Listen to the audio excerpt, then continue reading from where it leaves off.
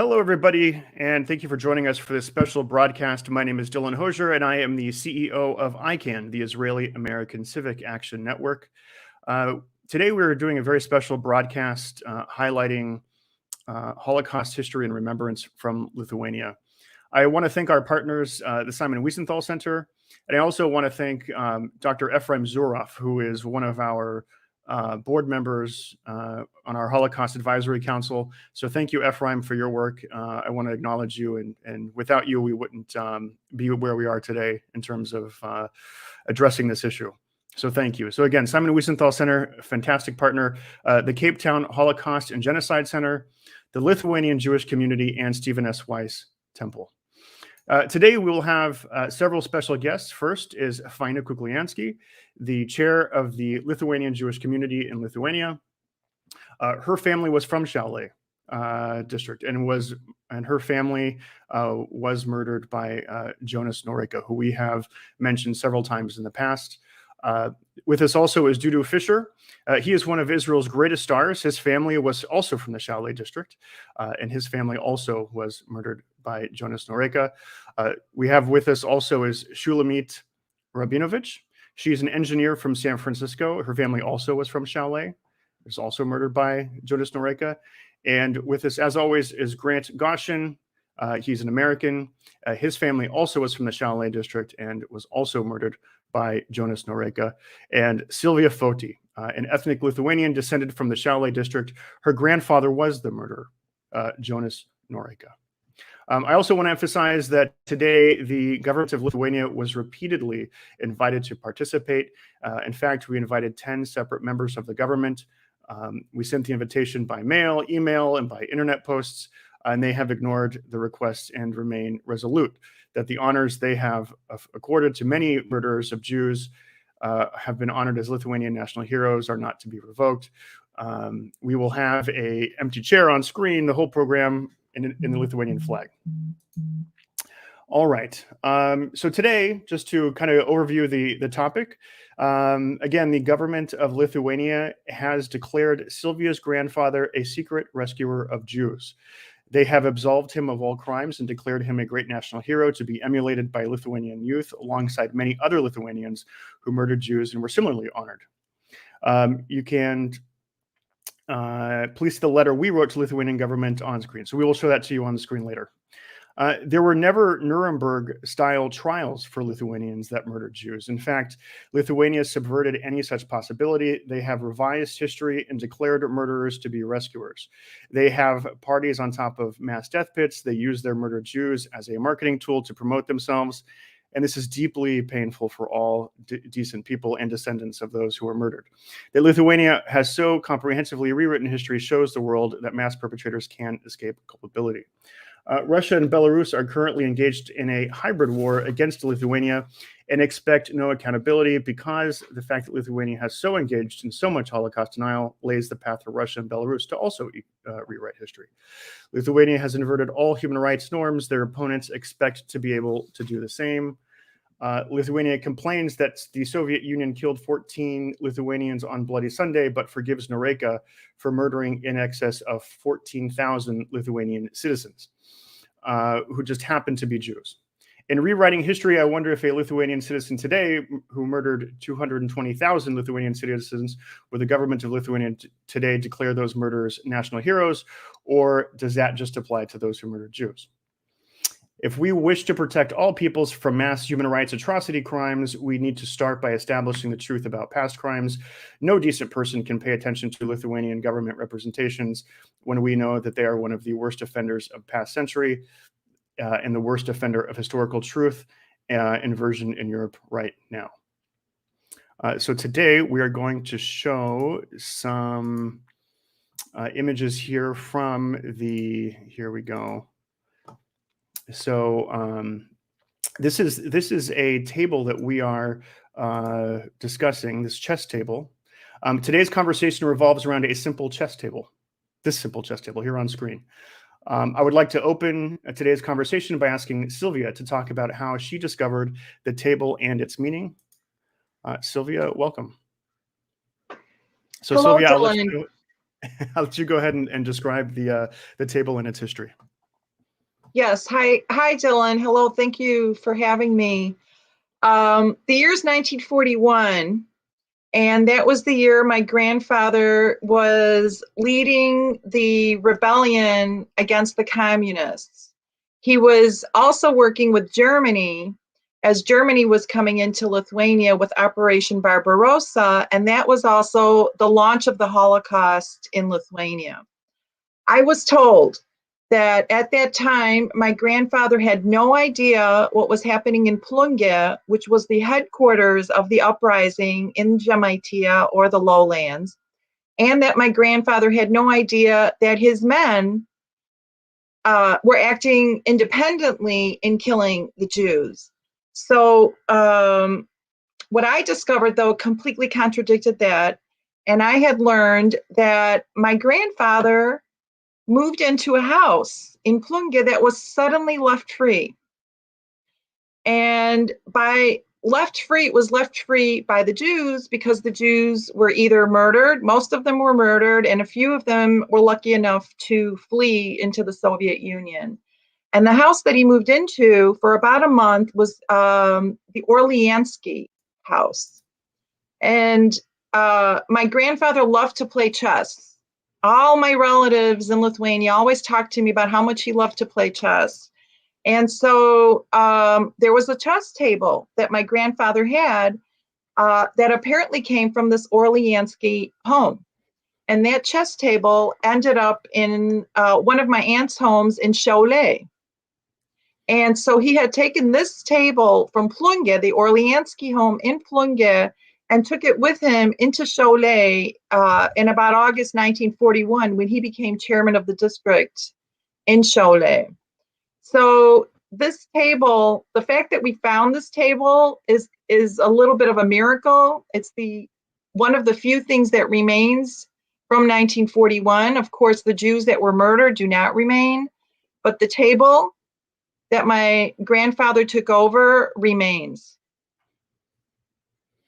All right, thank you, Sylvia. So now we're going to add Shulamit Rabinovich. Shulamit, thank you for joining us.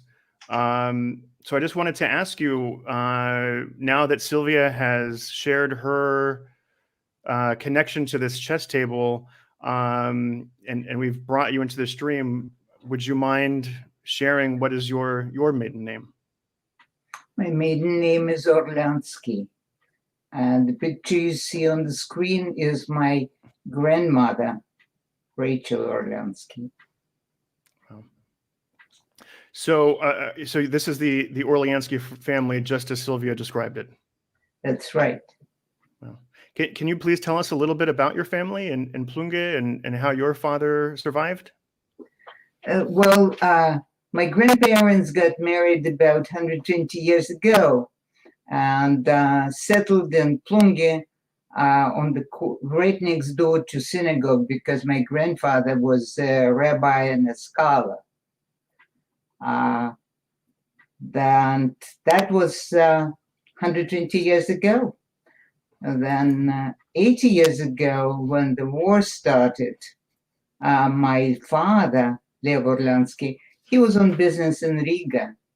And on the day when the war started in the morning, he was on the street and didn't even understand first what was happening. He tried to get back to Plunge, but it was impossible. The army was moving to the east, and he was swept away back into Russia. That's how he survived. And that's thanks to that, I'm here. The descendants of the Orlanski family now live all over the world, including United States.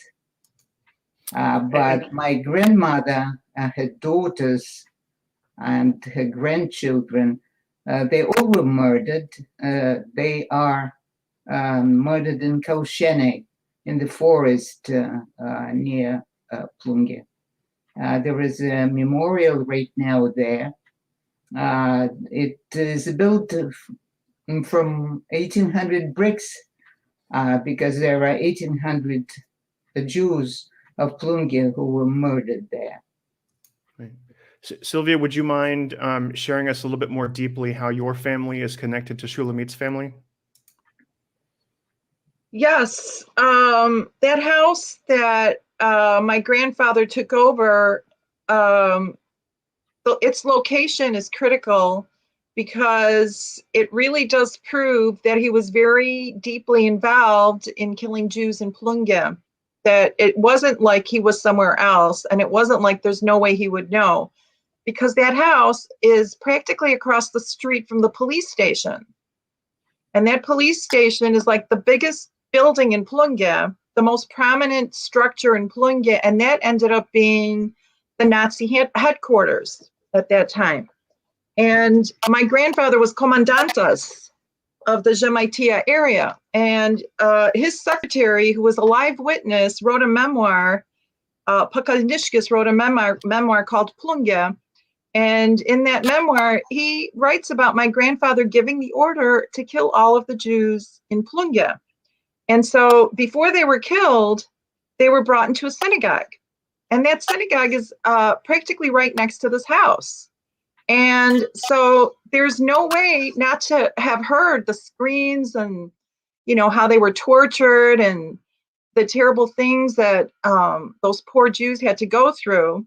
And so for the short time that they were in the synagogue, if they survived, they were taken out of the synagogue and marched into the Gochin woods and shot there. So the synagogue has been taken down since then.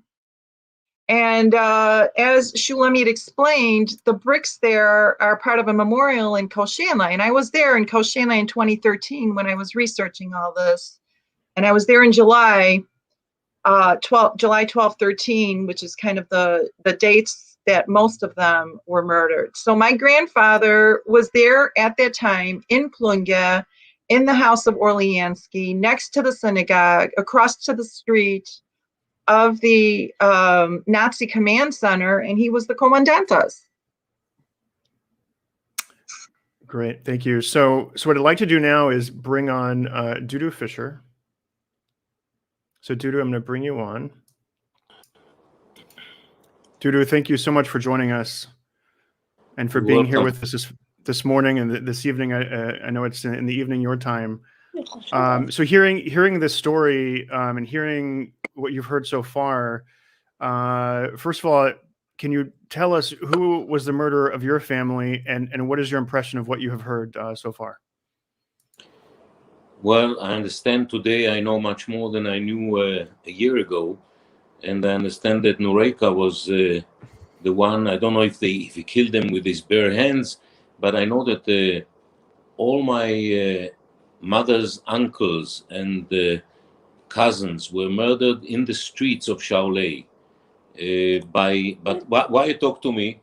Talk to my mother. Here's my mother. Here is my mother. She's gonna be 90 in January, and maybe she can tell you more. Ima. No, tell how many your grandmother. How many grandchildren she had? My mother had 15 grandchildren when she left Lithuania. And she left the night machine.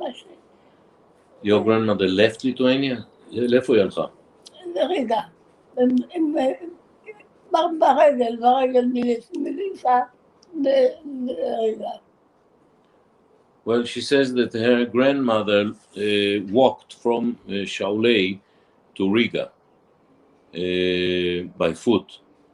And from what I heard from people whom I met 30 years ago and 35 years ago, there are witnesses that my ancestors, my mother's uncles were killed in the streets of Shaolei by Lithuanians. That's all. We don't know. We don't have the names. We really don't have any more information about it. All we know that they were murdered in Riga, and today I understand that I know who gave the order to just kill them in the streets. Well, thank you for sharing that, and thank you also to your Ima for joining us and speaking with us today. Thank you. And so next we'll bring up Faina Kukliansky, the chair of the Jewish community in Lithuania. Faina, thank you so much for joining us today. Thank you for inviting me. Good evening. Absolutely. So good evening. Good evening. Faina, can you please tell us where your family was from in Lithuania, and also who you know murdered them? Yeah, so my mother was from Šiauliai. My father was from absolutely different place in the south of Lithuania, in Veisiej, and not far away from the place where they used to live. Was murdered his mother, my grandmother, Zinaida Kukliansky, who was a doctor. As regards to Šiauliai, my very big family used to live in Šiauliai. They had a mill and were not only brothers, sisters of my grandfather, but sure their children. And actually, after the war, survived only my grandparents, my mother, and one sister. All the other members of the family were killed. You know, I do not know all the circumstances, how they were killed. I know what happened with my mother, who was a child. In the beginning of the war, she was 10 years old and she was closed into the ghetto. And after that, she was transported to the Stutthof concentration camp. And for sure, she lost 4 years of normal childhood. That is absolutely clear. On the other hand, dear Dylan, I wouldn't accuse all the Lithuanians for what happened during the Second World War. First of all, and I could not agree that no one of them do understand what happened, and not everybody is denying the Holocaust, and not everybody is minimizing the role of Holocaust. So we have Sure. a lot of supporters between the Lithuanians. So I'm really very proud today to meet Mrs. Shulamit Rabinovich Orlanski. I'm very happy to meet her. I'm very happy to meet all other people, and sure Silvia Foti.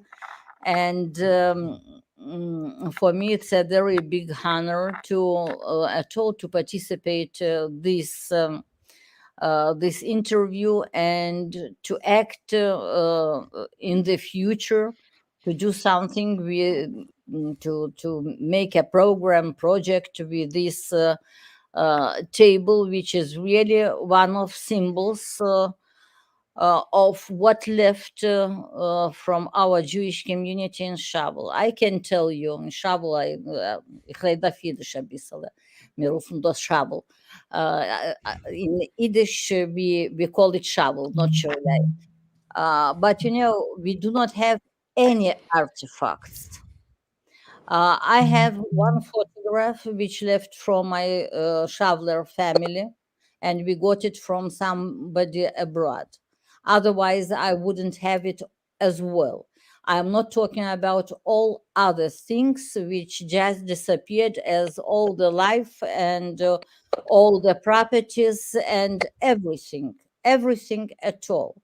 So to find such a table, it's really a treasure, and to be able to use it in the right purpose, It's really a very big honor, and I think it's a very, very important important way of education, not only Jewish children who always also are forgetting about the war because nobody tells them about it, or not enough tells them. But it's very important for education, young people, Lithuanians, young Lithuanian people, to show actually this table and to explain what happened with the Jews during the World War in Šiauliai. We were talking about Plungė. You know, we are commemorating now 80 years old, the beginning of the war, and I'm traveling from one place to another. I do not know even how many places I visited, but tomorrow I'm going, for example, to Šakiai. And it does not matter how many Jews they killed, 2,000 or 2,500. They killed everybody whom they found in this city. If they did not kill, so those people who survived in the first half of the war, they were delivered to the ghettos, Šiauliai, Vilnius, and Kaunas, and after that to the concentration camp. That was the destiny of all our Jews. And such people as Mrs. Shulamit or me, we are survived by accident. We should not be alive. It wasn't in the plans. Faina, thank you so much for that commentary. I appreciate that, and I think our viewers will appreciate it as well. And thank you everybody who's watching. If you have questions, please go ahead and submit them. We'll bring them on the screen as we go through the program. I want to bring on Grant Gochin now. Grant, can you please tell us where your Lithuanian family is from and who murdered them? Thank you, Dylan. My family was also from the Šiauliai district, and the murderer of my relatives was primarily Jonas Noreika. I would just like to echo some of the words of Mrs. Kukliansky. The majority of Lithuanians are good, fine, decent people. The majority of Lithuanians do not want this Holocaust revisionism going on. The majority of Lithuanians are absolutely horrified by the current situation. And I'm very grateful to everybody that's on this program today for educating about the current situation, and to Chairwoman Kukliansky, who will shortly tell us the education program that she's devised. But simply the answer to the question you asked is my family was primarily murdered by Jonas Noreika and his Lithuanian collaborators. Thank you, Grant. Dudu, we want to go back to you. We have a trailer for Baltic Truth. Would you mind, if you're able to, just to give us a little bit of an introduction to this movie before we play the trailer? Did you ask me? Yes, Dudu. Yeah. Oh. Are you able to do that? If you're able to do that, that'd be great. I was approached by Eugene Levine to do a song because they found a song which was sang in the Riga ghetto, and I sang the song. And a couple of weeks later, they said to me, "Why don't you come and be the narrator of the movie?" And I was really honored to do it because I felt that this is the best way to learn about the history of my family. My mother was born in Riga, and for me it was like an amazing experience to do this movie, to sing the song that we found from the ghetto. That Eugene found it, and for me it was like a masa. How do you say masa? A journey into history of the Jewish people and my family.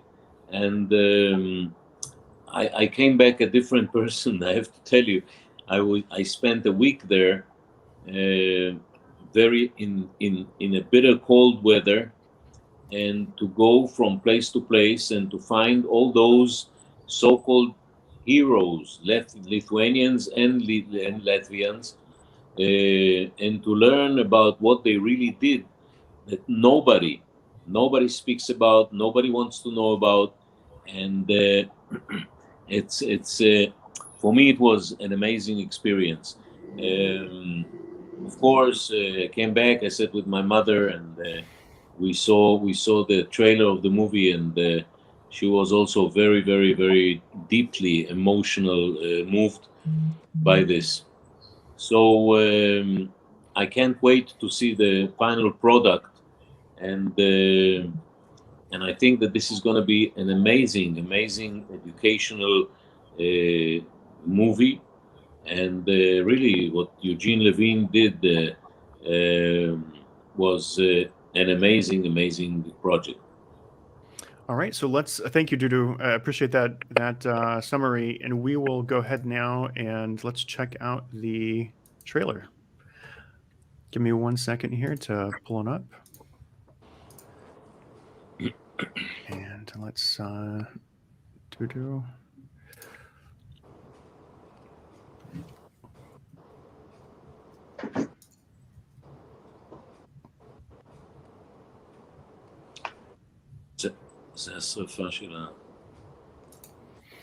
I just want to make sure. Can you all hear the audio? You can hear the audio? No. You cannot hear the audio. We can only see the pictures. You can only see the picture. Okay, stand by 1 second. Let me just fix this real.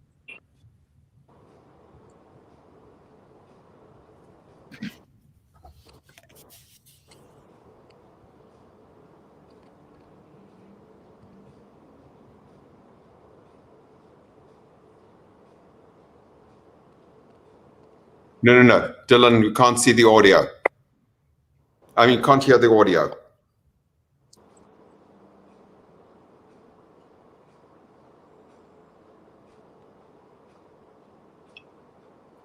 All right, one second, guys. This is always a challenge. Hold on 1 second.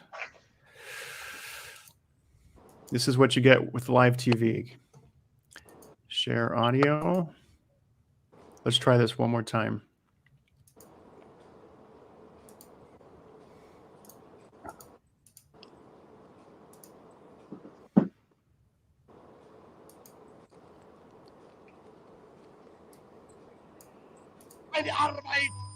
Now? Yes. Okay, thank you. All right, guys, here we go. Eine Arbeit für richtig Geld. Und du glaubst, dass ich Lithuanian government made a promulgation, an announcement. Don't shoot Jews openly. Please take them into a backyard somewhere, but don't shoot them openly. July 18, 1941, 175 people were executed right here, along with 19 members of my family. Women were undressed right here, robbed of their jewelry. Some men had their noses and ears cut off.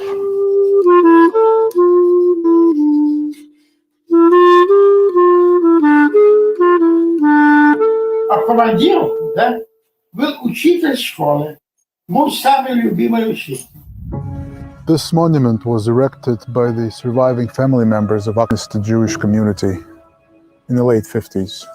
And only 50 feet away, under those little white crosses, the executioners of Akhnist Jews are buried as heroes.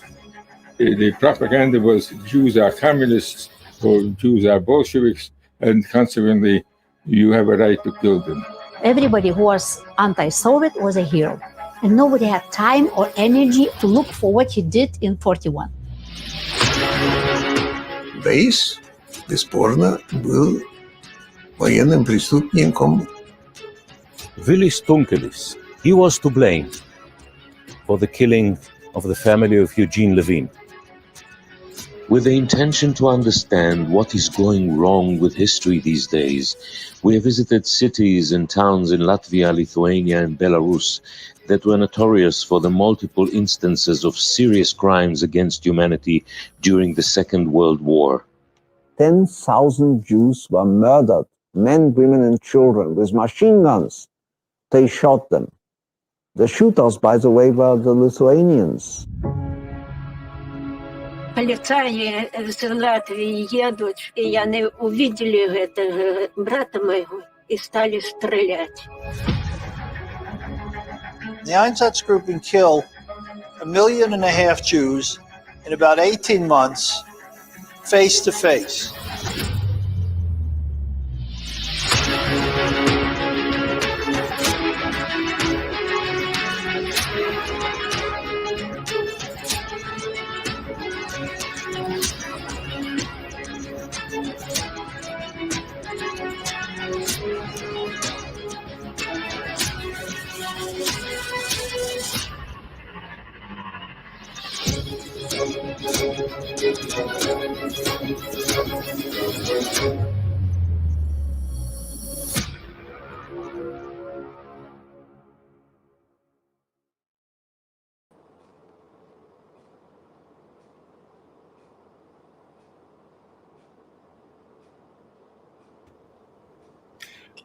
Dylan, may I interject? Dylan? Yep, go ahead. Go ahead, Grant. Okay. It's a very powerful trailer. At the beginning of the trailer, there is a Mr. Goths that says Lithuanians were told not to murder Jews so publicly.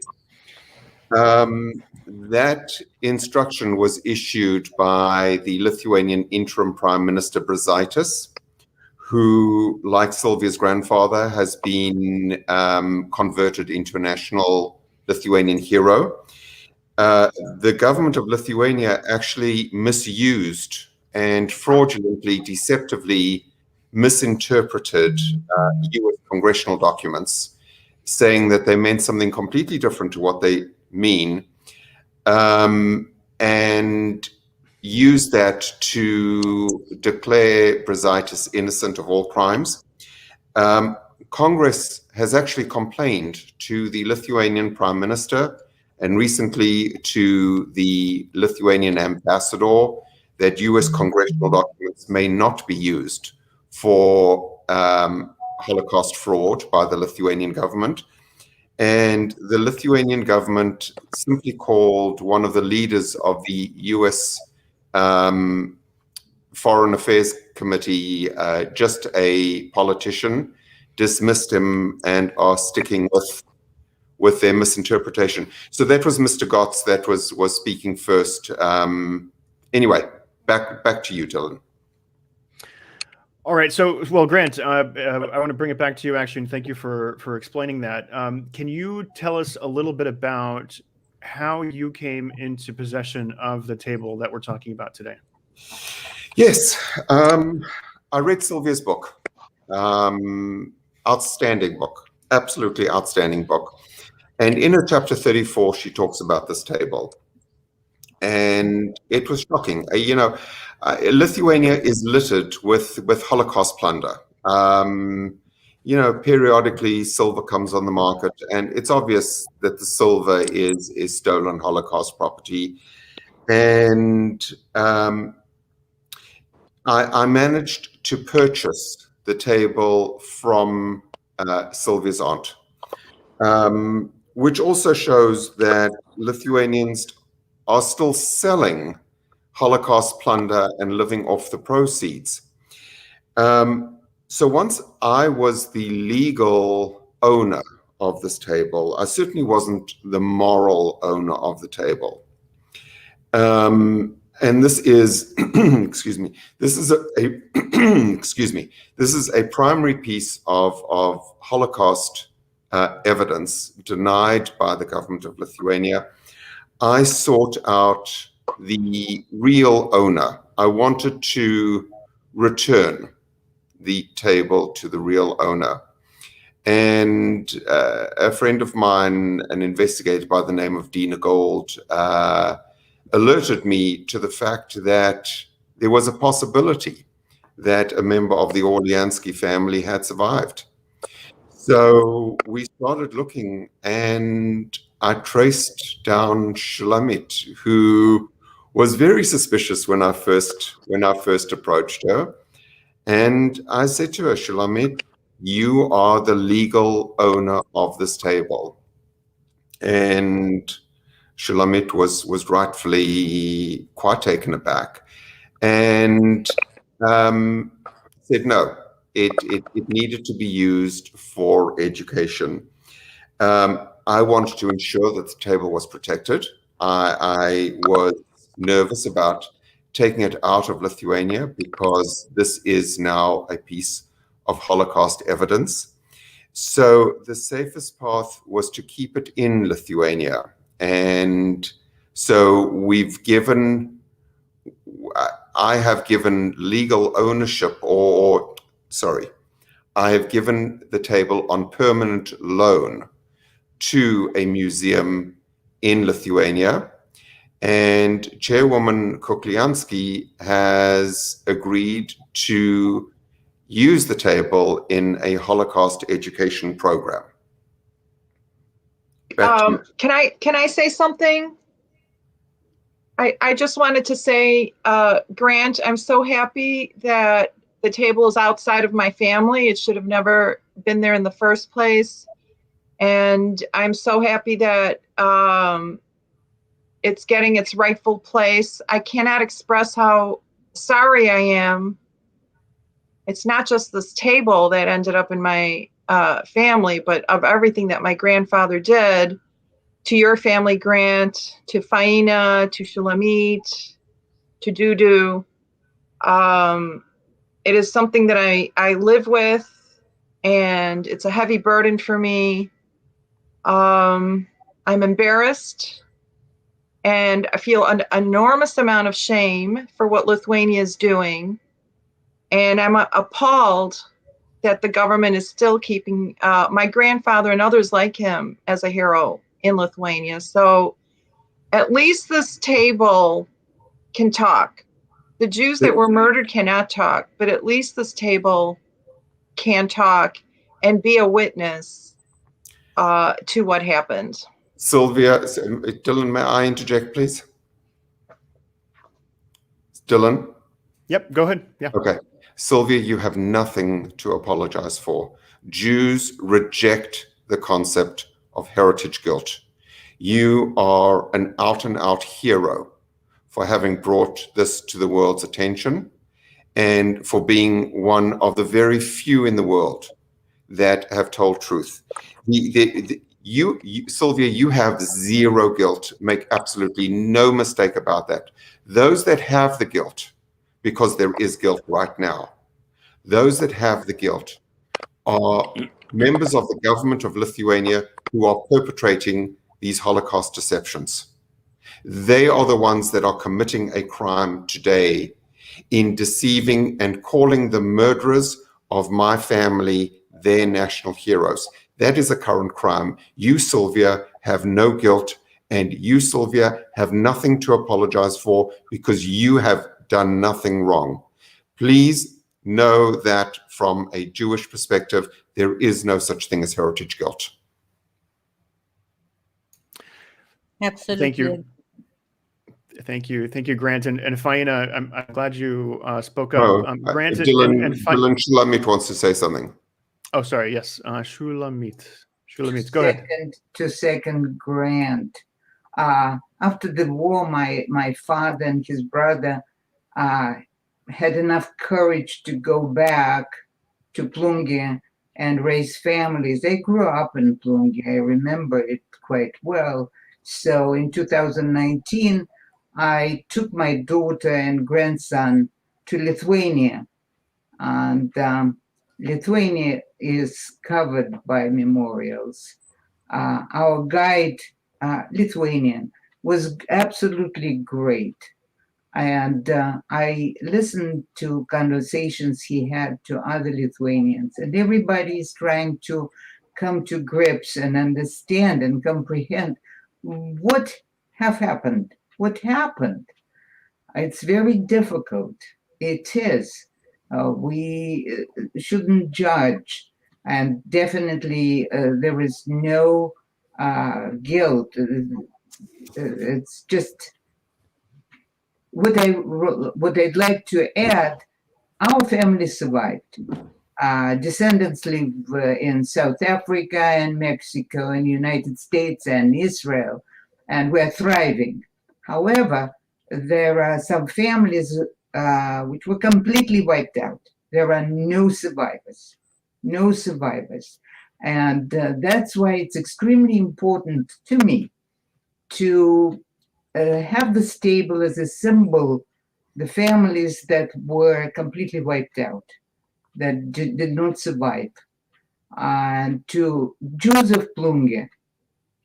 So if we could looking at this table and remembering what have happened, remember the ones who perished with no survivors at all. That's all. Thank you, Shulamit. That's very, very powerful comments. Grant.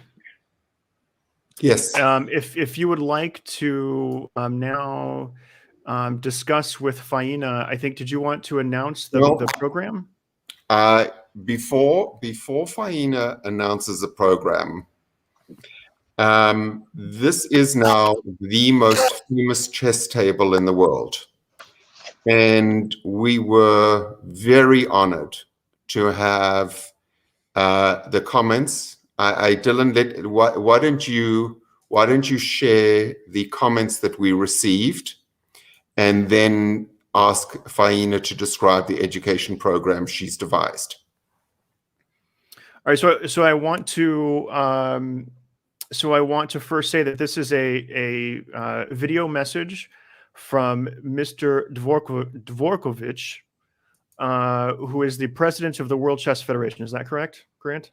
Correct. Okay, good. Wow. All right. I'm not a chess pro, so I have to make sure I get that correct. All right, so here is a video message from Mr. Dvorkovich. The table of truth, the chess table of truth.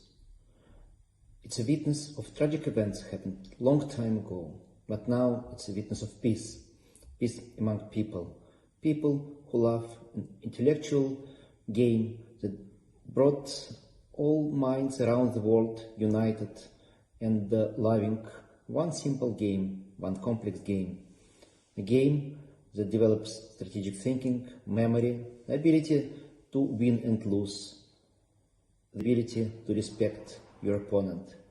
And I believe that that will continue forever. The chess will continue to bring us together. Gensonus. Great. So I want to again thank Mr. Dvorkovich for contributing that clip for this event this morning, especially. All right. So Grant and Faina, do you want to just Faina? Okay. Okay. So for me, it's really, as I told you, and I'll repeat once more, it's a big honor to take part in all this program. And what I'm feeling as a lawyer and as a chair of the Jewish community, it's not only denying the Holocaust, which is really a very bad step and very bad motion, but distortion of the Holocaust, which is quite popular in a lot of communities. So the people do not understand till the end what's happened, so they try to explain a Holocaust in very different ways. And unfortunately, today the distortion of the Holocaust is more how to say, makes a bigger impact on the society than denying the Holocaust, because to deny the Holocaust is just crazy. Everybody understands it. Where 250,000 Jews disappeared from Lithuania. But not to really to understand what does it mean, this Holocaust, and what does it mean that children lost their childhood, that my parents did not have any of their school friends, the people who were playing chess or other games, they just disappeared. And we, the Jewish community, we have a very big interest from many schools. They are coming to us to learn how to do different Jewish food, how to prepare for holidays. We have such a so-called European passport, and the state support the education of the children from many schools. So I think that this table of truth will become the central part of the education of the children who are coming from different school, and we can show them and tell them what happened during the Holocaust, and to show the piece of a thing which they can understand, that somebody was sitting near this chess table, somebody was playing chess, and these people disappeared. They do not exist anymore. They were killed, and they were able to transfer, to give this table to their children, to their grandchildren, but they can't, because they do not exist anymore. And to show such things, to show it's like a part of Jewish culture. You know that in Lithuania, it was very popular among the Jewish families to make sport training. Maccabi was a very important organization in Jewish family, the same as piano, for example.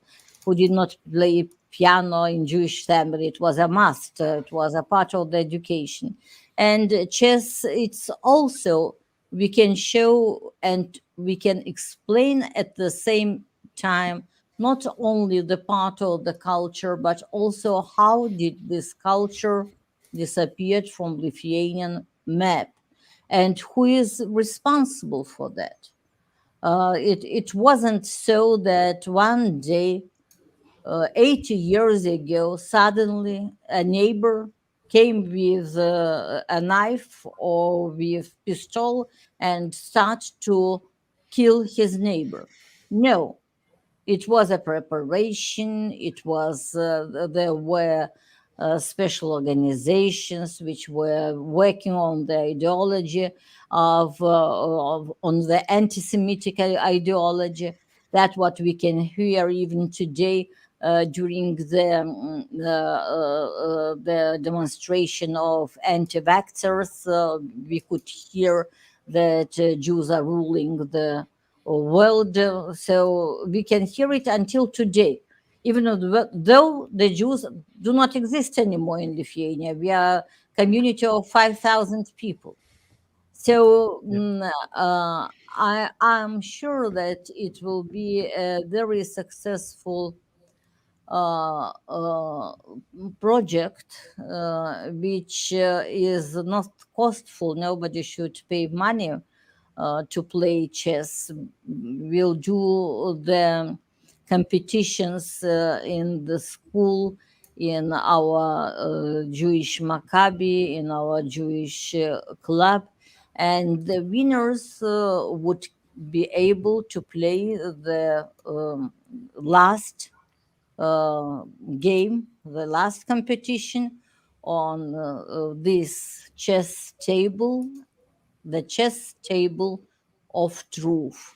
And after they finish that last game, they'll have to say that what they know about Holocaust, and to thank all the people, Orlanski family, you, Silvia Foti, who is talking about what happened during the Holocaust, the truth, you, Grant, Dudu, all the people who are involved in this competition, they should mention these people, and it should be more and more the people who support this final game on the table of truth. And the name of the table of truth is very important as well, because for me, really, it's very painful that there are politicians who can't accept the Holocaust as a reality which happened many years ago. And until today, we have to prove somebody that it happened. So maybe this such primitive way of explanation, maybe that will touch their hearts and they'll understand what really happened and how many people were killed without any guilt. So these are my thoughts on the table of truth. Thank you, Faina.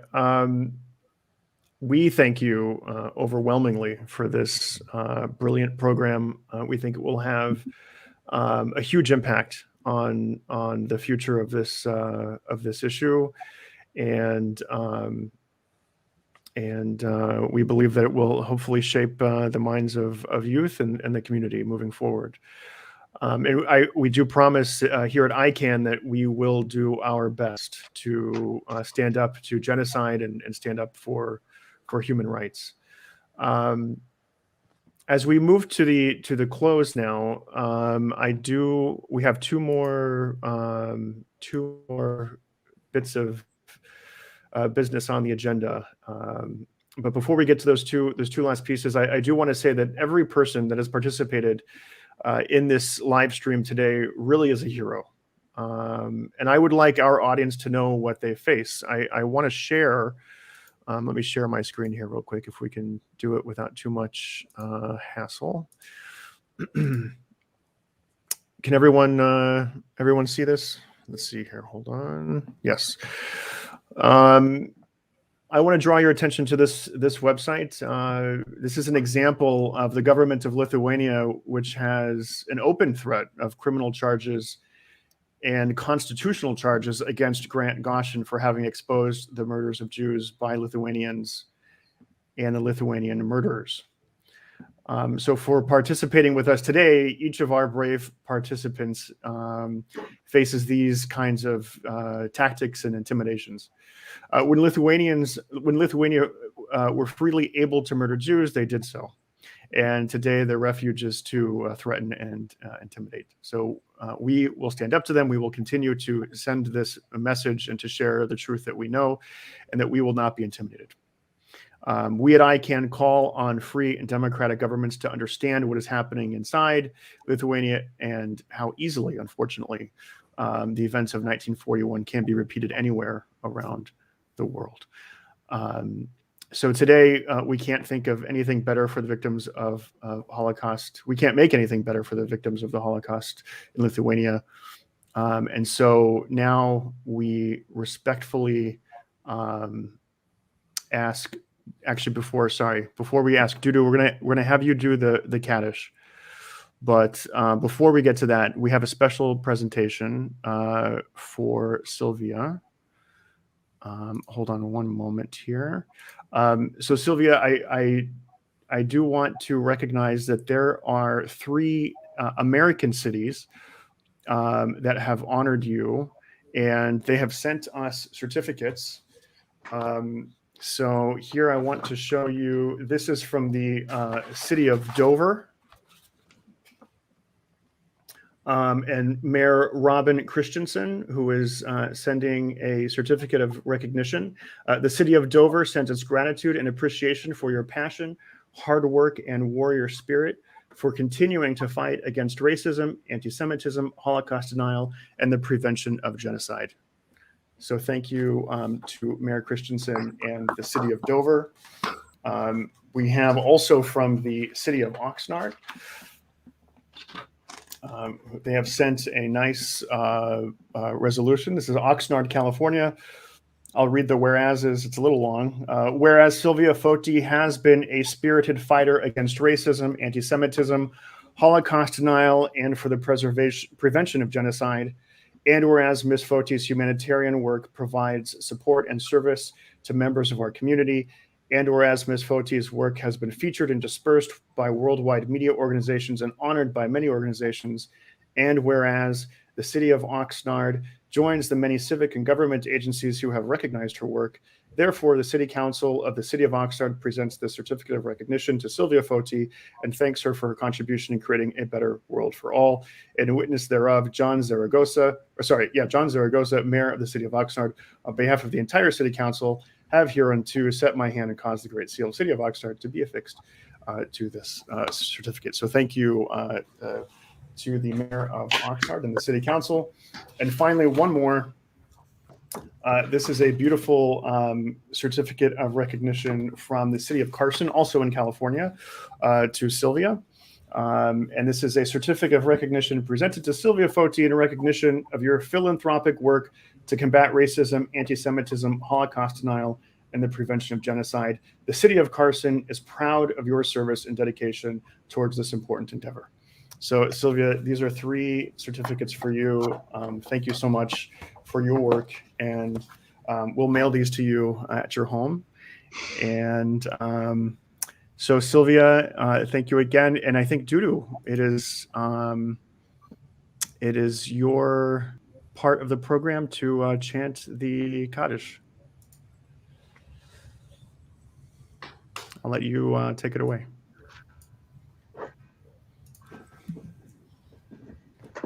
You do your volume. Yeah.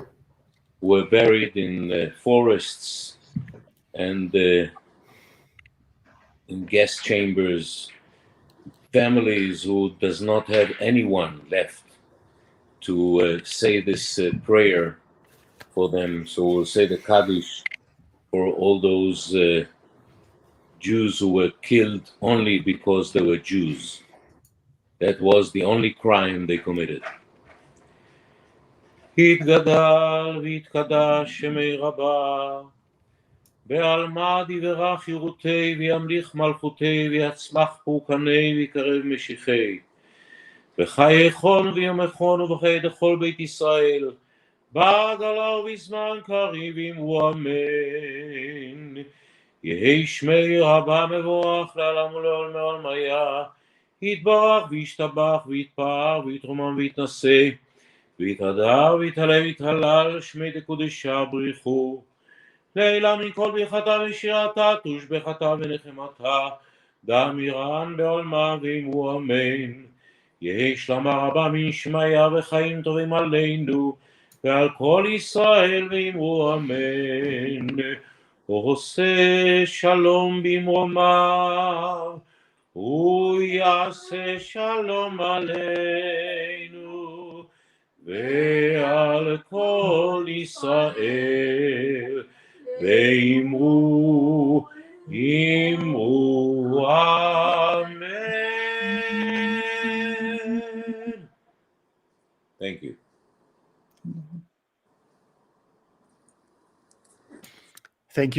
Thank you, Dudu, and thank you for that touching. And I thank you to your mother as well. We heard her in the background. Yeah. That was beautiful.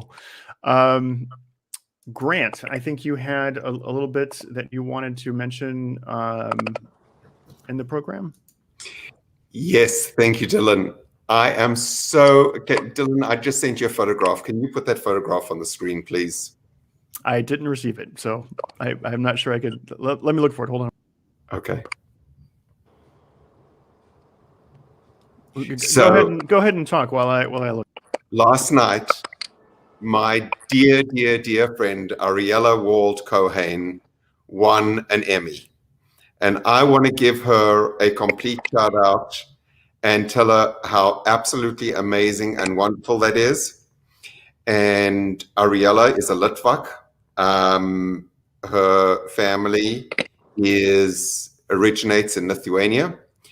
You know, Dudu, Shulamit, Faina, myself, Ariella, we are alive only because the Lithuanians didn't get to us. We are the caliber of, we are the type of people that the Lithuanians murdered. The 96.4% of Lithuanian Jews in the territory of Lithuania were murdered. And we on this program tonight are the example of the very, very few survivors. And that, ladies and gentlemen, is another Lithuanian Jew winning an Emmy Award last night in the name of Lithuanian Jews everywhere. Let Ariella Wald-Cohen stand as an example to the world of what we are and what we could have made Lithuania into if they hadn't killed us all. So Mazel Tov, Ariella. It's just an incredible achievement. Back to you, Dylan. Thanks, Grant. So I just want to mention to everyone that we have another event on September 26th where we will focus on a story connecting descendants of the Struthof concentration camp. I want to thank, again, everybody. Thank each of you. I'll unmute you all if you want to make comments. I want to thank each of you for participating. And I want to wish you all a Shana Tova. And we have Yom Kippur coming. So Gemar Hatima Tova to all of you. And I will let you all say, yeah. Dylan, please let me. You know what? This period during Rosh Hashanah and Yom Kippur, if what's happened on this live stream tonight isn't an example of reconciliation, of love and peace, of fellowship, then what is? I mean, here we on the screen, Silvia Foti is in the center of the screen and we're all around her. And there is love and friendship and trust and openness. And that is the essence of Rosh Hashanah and Yom Kippur, repentance, peace, and love.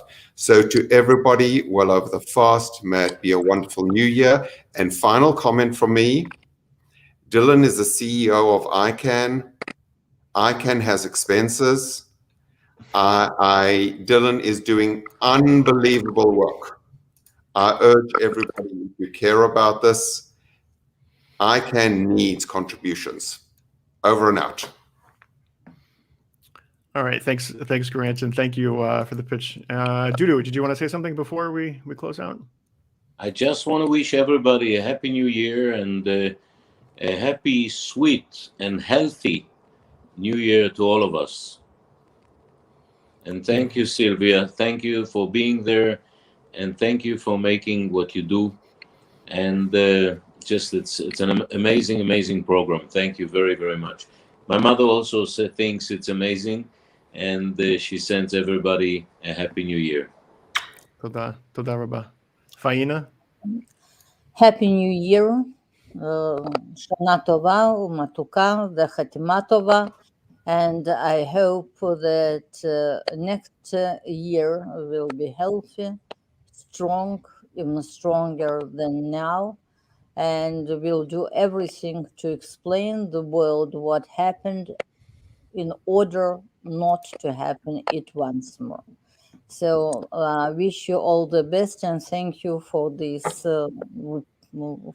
program. Thank you. Thank you, Faina. Thank you, Faina. Thank you. Shulamit? Shana Tova, but most of all, Sylvia, you are wonderful, unique, courageous. I am short of words. The best to you. Be happy and enjoy your years, the best years of your life. Thank you. Sylvia, we'll let you say the last words and take us away. It's been a big honor to be in this show. It's incredible how far we have come on this journey and getting the story out.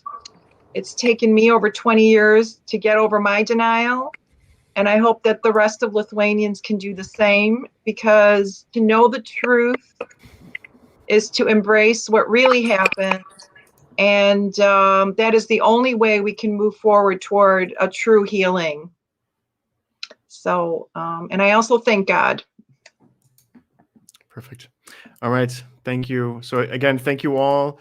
And thank you for this program. Thank you, Shulamit. Thank you, Faina, Dudu. It was great to see you and to hear you. And Grant, as always, thank you so much for leading us in this effort. Bye-bye. And thank you to our viewers. If you're following us, subscribe on YouTube, follow us on Facebook, and check us out on September 26th for our next event. Thank you all. Thank you. Thank you. Bye-bye.